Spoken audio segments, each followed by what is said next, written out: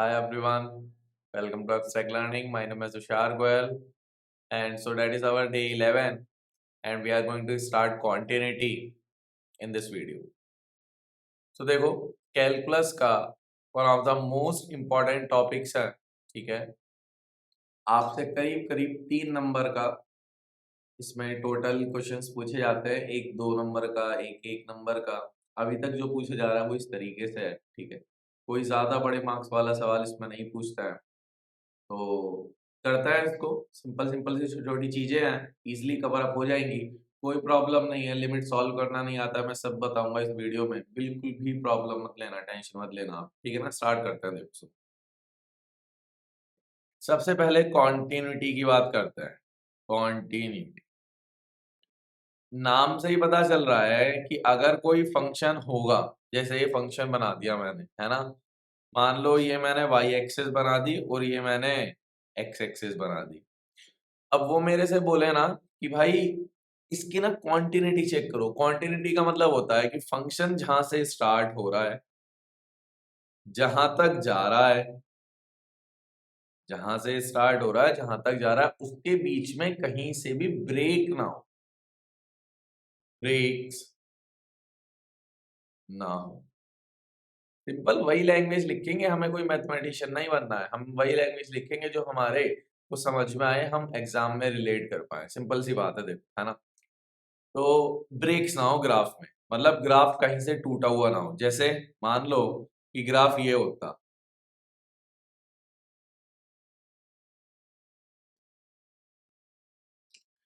यहां बीच में ना टूटा हुआ हिस्सा है। अगर आप ध्यान दोगे, पॉइंट सी मान लेते हैं, इस पॉइंट पे ग्राफ ब्रेक हो रखा है। सी पे यहां आया, है ना, और फिर यहां से तुरंत ही आगे देखो आप, ये बीच में गैप है, फिर ऊपर जा रहा हूं मैं। तो जब मैं ड्रॉ करूंगा ए से बी तक, ये ऐसे और ऐसे, तो मुझे क्या, यहां तक तो ठीक है, इसके आगे पेन को लिफ्ट लिफ्ट करना पड़ रहा है मुझे आगे जाने के लिए। इसका मतलब ये कॉन्टिन्यूअस नहीं है। कहां पे कॉन्टिन्यूअस नहीं है?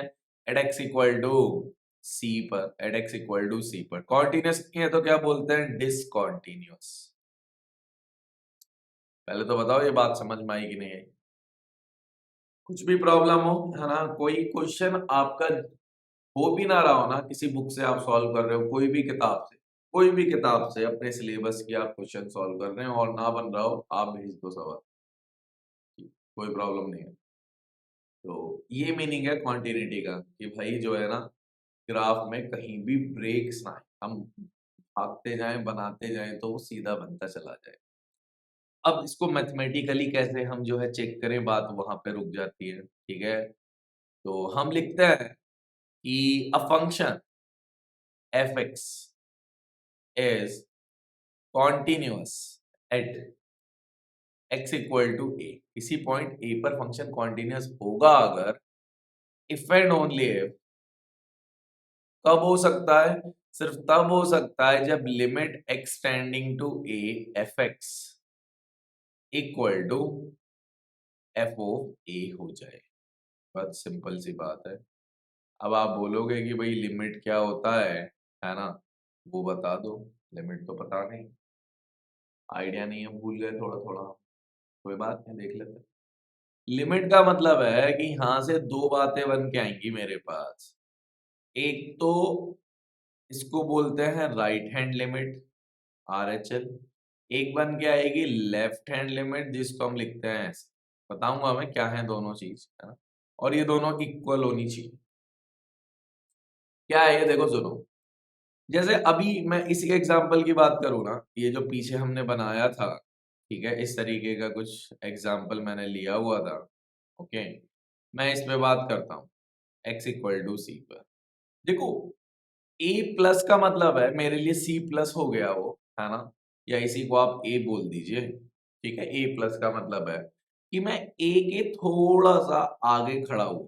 राइट हैंड लिमिट क्यों बोल रहे हैं हम इसको? राइट हैंड लिमिट इसलिए बोल रहे हैं, मैं राइट से अप्रोच करता करता आया, ए पे तो कभी पहुंच ही नहीं पाऊंगा, इसलिए ही लिमिट निकाली जाती है। आप ए पे खड़े नहीं हो सकते, इसलिए लिमिट निकाल रहे हैं, ठीक है। अच्छा, अब ए के करीब करीब पहुंचते पहुंचते आप इतना करीब पहुंचे तो आपने बोला ए प्लस, ए से थोड़ा सा तो आगे रहूंगा ही रहूंगा मैं, क्योंकि राइट साइड से आ रहा था मैं, तो थोड़ा सा आगे तो रहूंगा ही रहूंगा यहाँ पे, ऐसे चलते चलते, ठीक है। सो आपने बोला कि भाई जो लिमिट की वैल्यू है ना, वो ये वाली मिलेगी कुछ मुझे, कुछ y1। फिर आपने बोला ठीक है, मैं लेफ्ट से और आता हूँ एक बार इसके पास, तो आप यहाँ पहुंचे गई, तो आपने बोला यहाँ पे मिली मुझे फंक्शन वैल्यू ये वाली, ये y2। और आपने बोला y1 और y2 तो इक्वल नहीं है, y1 y2 इक्वल नहीं है, मतलब अगर ये इक्वल नहीं है तो इसका मतलब क्या होने वाला है, y1 y2 नॉट इक्वल में ये लिमिट एग्जिस्ट नहीं करेगी। और अगर लिमिट ही एग्जिस्ट नहीं करी, फिर कॉन्टिन्यूटी की बात करना ही बेकार है। यही तो लिमिट है, ये लिमिट एग्जिस्ट ही नहीं कर रही। कोई बोल रहा है राइट साइड से आओगे तो y1 मिलेगा, कोई बोल रहा है लेफ्ट साइड से आओगे तो y2 मिलेगा। कहाँ पे कंक्लूड करोगे, कहीं नहीं कर पाओगे कंक्लूड। आप कहीं कंक्लूड ही नहीं कर पाओगे तो कोई लिमिट की वैल्यू बता नहीं पाओगे, सिंपल सी बात है। तो आपने बोला ठीक है ठीक है ठीक है, समझ गए हम। एक बार एक क्वेश्चन लिख के देख लेते हैं कि क्या आप कहना चाह रहे हो। मैंने लिखा लिमिट एक्सटेंडिंग्स टू 2, और साथ में हमने लिख दिया लेट्स से x-2, है ना, ये लिख दिया, या x-1 लिख दो। आपने बोला ठीक है, एक काम करते हैं, जो हमने बोला है उसको लगाते हैं। आपने बोला एक RHL बनेगा, एक LHL बनेगा। हाँ, यही तो बताया है, RHL और LHL। फिर आपने बोला RHL में ना ऐसे करते हैं, 2 से आगे जाते हैं, है ना। RHL है राइट साइड, तो 2 के आगे जाएंगे हम। LHL है तो 2 के पीछे जाएंगे। मैंने बोला हाँ बिल्कुल सही है, 2 प्लस का मतलब 2 से आगे, 2 माइनस का मतलब 2 से पीछे। ओके, स्लाइटली डिफरेंस है, ऐसा नहीं 2 के पीछे 1 पे जाके खड़ा हो गया, है ना, स्लाइटली डिफरेंस है। तो फिर x-1 लिखा आपने, फिर x-, हाँ सही है भाई। तो 2 प्लस एक्स थोड़ा सा 2 से बड़ा है, तो ये जो वैल्यू आएगी 1 के करीब आएगी, 1 के आसपास आएगी। मैंने बोला हाँ 1 लिख दो इसको।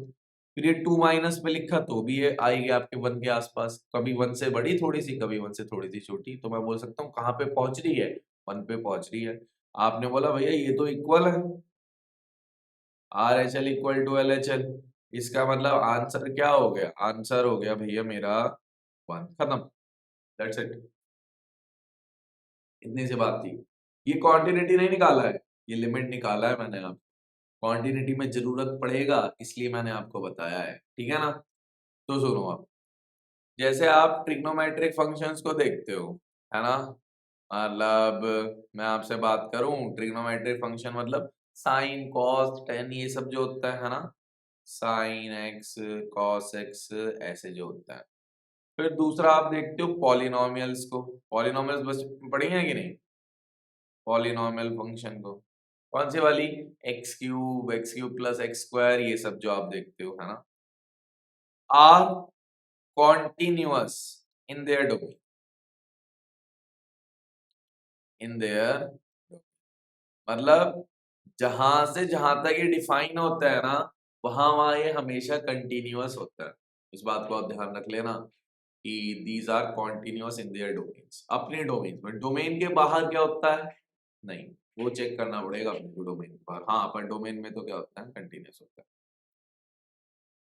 तो अब उसी बेस पे, है ना, कुछ मैं आपको एक और स्पेशल फंक्शन बताता हूँ। वो पूछता है, उसने 2023 में भी पूछा है उन फंक्शंस के बारे में। तो पहला है greatest integer function, greatest integer function, ठीक है ना। देखो क्या होता है, ये कुछ ऐसे लिखा जाता है, y equal to box x, ऐसे ब्रैकेट्स में, बिग ब्रैकेट्स के अंदर x लिखा जाता है, ठीक है। देखो हमेशा ध्यान रखना, जो आउटपुट होगा ना इसमें, आउटपुट, इसका नाम क्योंकि इंटीजर है तो आउटपुट इज इंटीजर, वहीं से रिलेट होता है कि आउटपुट हमेशा क्या आएगा, इंटीजर, लेस और equal to x, output integer होगा, लेस और इक्वल टू x, है ना। और कैसा इंटीजर है, नियरेस्ट इंटीजर है। जैसे मैं आपको एग्जांपल देता हूं, देखो सुनो, मैंने लिखा y इक्वल टू 2.2 बता दो, है ना। तो 2.2 के पास दो इंटीजर है, एक 2 है पहले वाला, एक बाद वाला 3 है। पर मैंने बोला लेसर और इक्वल टू x, x से बड़ा तो जा ही नहीं सकता, आगे वाला नहीं देखना, हमेशा पीछे वाला देखना है। तो कितना आंसर बताओगे आप? 2 बता दोगे। 2.9 पूछता मैं तो भी आप क्या बता देते? 2 ही बता देते। अब मैंने पूछा -3.1, देखो ध्यान से सुनना, -3.1 के आगे नहीं जा सकता, क्या जाना है? पीछे। तो -3.1 के पीछे कौन होता है? -4। यहाँ पे बच्चे गलती करते हैं कि उसको -3 बोल देते हैं, पर -3.1 का कितना होता है? -4 होता है। अच्छा, अगर मैं आपसे ये पूछ लेता बाई चांस इसमें कि ग्रेटेस्ट इंटीजर ऑफ 3, तो आप क्या बोल देते? 3। ये खुद ही इंटीजर है, बाहर आ जाएगा वैसा का वैसे ही। -3, तो आप बाहर लिख देते माइनस। आई होप समझ में आया होगा कुछ कुछ। इस पे बेसिक क्वेश्चन है, मैं आपको क्वेश्चन बताता हूँ कॉन्टिन्यूअस में वो कैसे पूछता है। ये रहा क्वेश्चन, नहीं ये नहीं, ये रहा, ये वाला क्वेश्चन है,